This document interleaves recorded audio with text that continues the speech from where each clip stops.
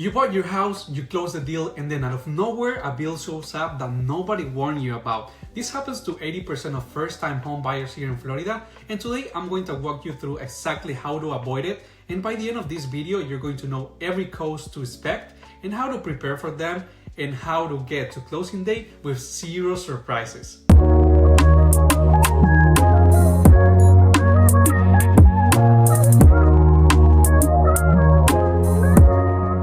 Hello everyone, I'm Bryan Aguilar, your real estate agent here in Tampa Bay, Florida. I've been helping families buy their first home in this area for years, and I can tell you the number one mistake buyers make is just not knowing how much money they actually need to purchase a home. So in this video, I'm going to break down the 5 costs that almost nobody talks about, the one that can completely catch you off guard before closing day. Hey, if at any point you have questions or you want to know if you're actually ready to buy, my number is right here on the screen. Give me a call or shoot me a text. I'll also leave my link on the description where you can schedule a totally free call with me. No pressure, no commitment, just a conversation so I can give you everything you need to know and provide as much value as I can, because I really want to be your resource so I can help you out throughout the way in order to purchase a property. Cost number 1.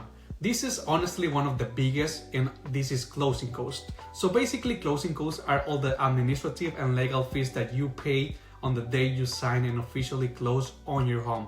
We're talking about things like title insurance, recording fees, lender fees, prepaid taxes, prepaid homeowners insurance. It's a whole list. In Florida, closing costs typically run between 2% and 5% of the purchase price. So for example, if you're buying a $300,000 home here in Tampa Bay, you need to have between $6,000 and $15,000 ready just for closing costs on top of your down payment. I have had so many clients who started looking at homes on their own or with another agent and then came to work with me, and they had no idea they needed to be ready for this additional cost because nobody told them and they thought the down payment was all they needed. I know that we can negotiate with the sellers and the sellers can cover the closing costs or the builder, but it's recommendable for you to know and have ready these extra expenses.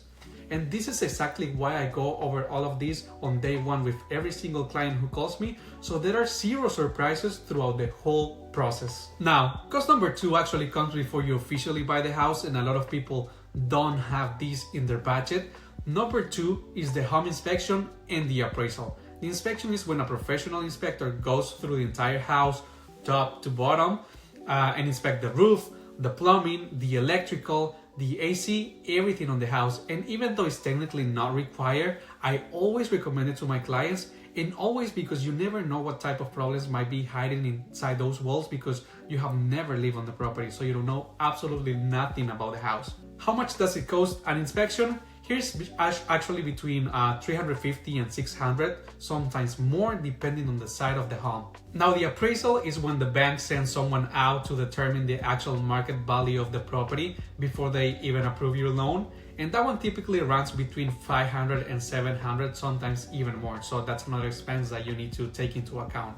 But here's the most important part. If the inspection finds problems, you could also be looking at repair costs on top of everything else that I already mentioned. And let me give you a real example. I had a couple who found out during the inspection period that the roof needed to be completely replaced, and we're talking about a $15,000 roof replacement. But because we caught it on time during the inspection period, we were able to negotiate with the seller and he paid for the entire repair. So if they had skipped the inspection, that $15,000 would have been landed straight into my buyers after the purchase.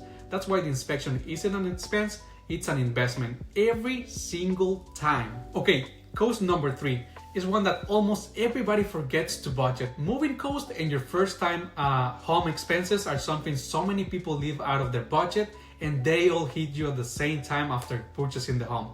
A professional moving company here in Florida can run you anywhere from $1,000 to $3,000 and even more depending on how much stuff you have and how far you're moving to.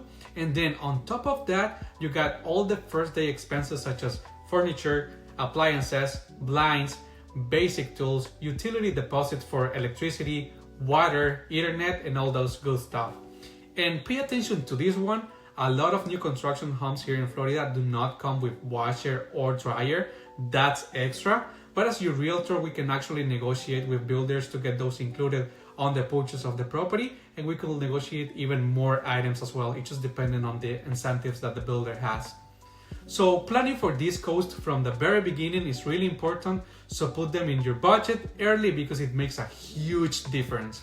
Cost number 4, this is honestly the cost that surprises buyers the most here in Tampa Bay, and is HOA fees and CDD fees. The HOA, Homeowners Association, is a monthly fee you pay if your home is in a community with amenities like a pool, gym, parks, pickleball, security, and all those good stuff. And depending on the community, that can be anywhere from $100 to $600 a month, or even more. I've seen more for around $1,000, which is crazy, but at the same time, you have like so many features and community stuff.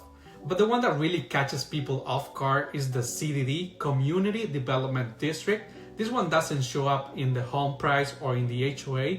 It shows up in your annual property taxes, and it can add between $1,000 and $3,000, even $5,000 per year on top of what you're already paying in property taxes. And let me put this example. I had a client who absolutely fell in love with a beautiful new construction home in Wesley Chapel, gorgeous community. But when we actually ran the numbers, the CDD was adding almost $200 a month to their total payment, so they almost didn't qualify for the loan. So always check whether a community has an HOA and a CDD before you fall in love with a property, and make sure you can afford those type of payment every month. And cost number 5 is maintenance and unexpected repairs. And here in Florida, this is one that is really serious. There's a general rule in real estate that says that you should set aside 1% of your home's value per year for maintenance. So on a 300,000 home, that's $3,000 a year, or about $250 a month that you should have saved up.